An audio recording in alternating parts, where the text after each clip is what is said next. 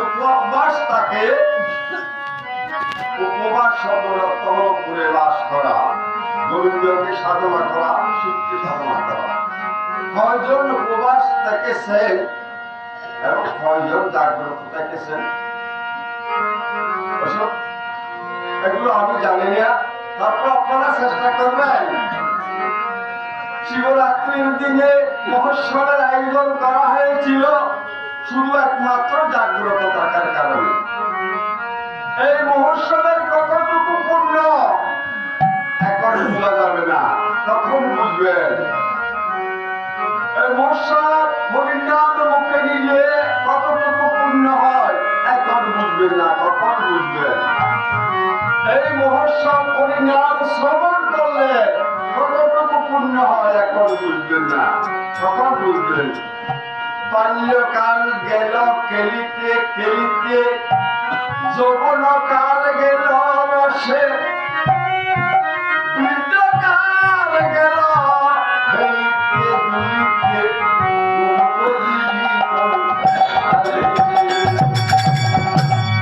শিশুকাল গেল খেলিতে দুলিতে, যৌবনকাল গেল রসে রঙে, বৃদ্ধকাল যখন গেল খেলিতে আর দুলিতে। যেদিন যেমন কত বছর এই হরি মন্দিরের পূজারী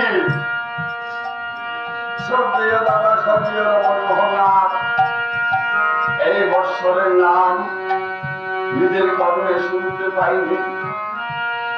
এই বৎসরও আমাদের এই পাড়ায় বাদল সাধু বাদল কান্তিনাথ আজকে 27 দিন হয়েছে, চলে গেল না ভাগ্যে। এবছর শিবরাত্রির বৎসর দেখার মতো সুযোগ হয়নি। যেদিন বিছানায় শুয়ে যাবে, কর্ম করিবার রথ পুড়িয়ে যাবে, ভগবান ডাকার মতো যখন শব্দ থাকবে না, তখন পিছন ফিরে দেখবে ভাই রে প্রভু আমি কি করেছিলাম, আমি কি করছিলাম, এখন যদি কাকে ডাকো তখন আর ডাক শুধার মতো কেউ নাই। একমাত্র সেদিন বুঝে যাবে নামের কি মহিমা, তখন কাউকে তো কিছু করতে পারবে না। তখন বলবেন আমার সর্বয়ঙ্গে লিখে দিন কৃষ্ণ কৃষ্ণ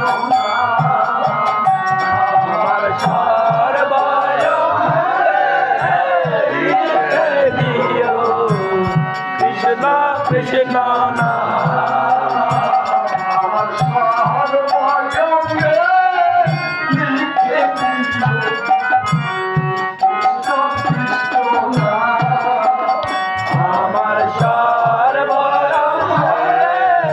দিও কৃষ্ণ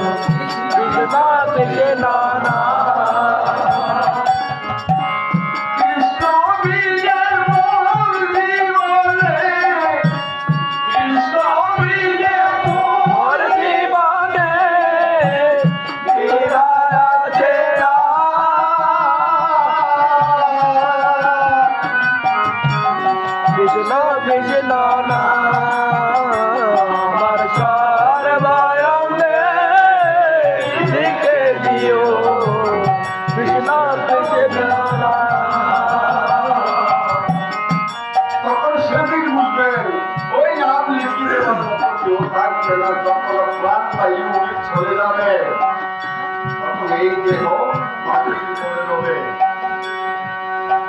যেদিন শ্মশান ঘাটে নিয়ে যাবে তখন আর কর্ণে হরিনাম শ্রবণ করতে পারবে না, মুখে হরিনাম নিতে পারবে না। কারণ যিনি হরিনাম শুনিয়াছেন, দেখিয়াছেন, বলাইয়াছেন তিনি নেই।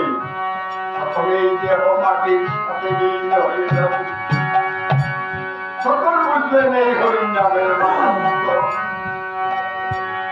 যেমন গোলকেরও জনহরির নাম সংকীর্তন, এটা গোলকে গোপনে ছিল, একমাত্র কলিকালের জন্য রেখেছিল।